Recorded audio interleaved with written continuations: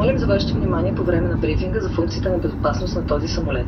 Тези функции може да се различават от друг самолет, на който сте летели преди. Молим да свалите вашите слушалки по време на брифинга. Всички аварийни изходи са маркирани с червен знак Exit и светлини обозначения на пътеката ще ви напътстват до най-близкия до вас изход в случай на евакуация.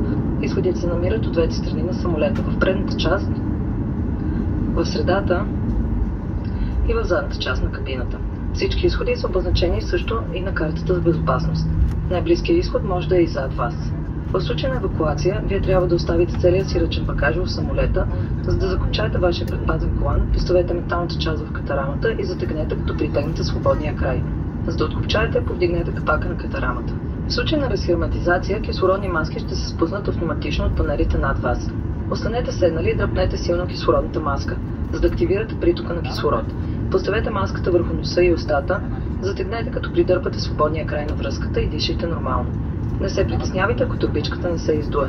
Това не ви възпрепятства притока на кислород. Първо поставете вашата маска преди да асистирате на другите около вас. Спасителните жилетки се намират в джобовете под вашите седалки или в панелите над вас. Ако ситуацията налага, извадете жилетката и я поставете през вашата глава. Прекарайте колана около кръста, закопчайте отпред и пристегнете.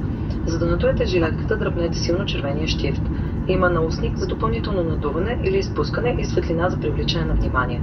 Не надувайте вашата спасителна жилетка, докато не излезете извън самолета. Преди излитане, молим да разучите карта за безопасност, която се намира пред вас и включва информация за функциите за безопасност на този тип самолет. От изключителна важност е да следвате кабинните знаци и инструкциите на екипажа. Бихме желали да ви напомним, че пушенето не е позволено на нито едно място на борда на самолета.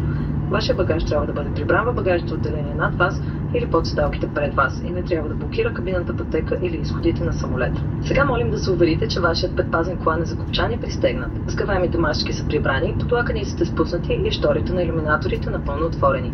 За ваша собствена безопасност ви съветваме да останете с закопчан колан по време на целия полет. Преносими електронни устройства, като таблети и мобилни телефони, могат да бъдат използвани по време на целия полет само в полетен режим. Молим да активирате полетен режим сега, да съхраните по безопасен начин или да поставите в джоб вашето устройство. Ако вашето устройство или батерията му са повредени, горещи, димят или попаднат в структурата на седалката, моля веднага да уведомите кабинния екипаж. По-големи устройства, включително и лаптопи, трябва да бъдат изключени и прибрани във вашия кабинен багаж за излитане и кацане.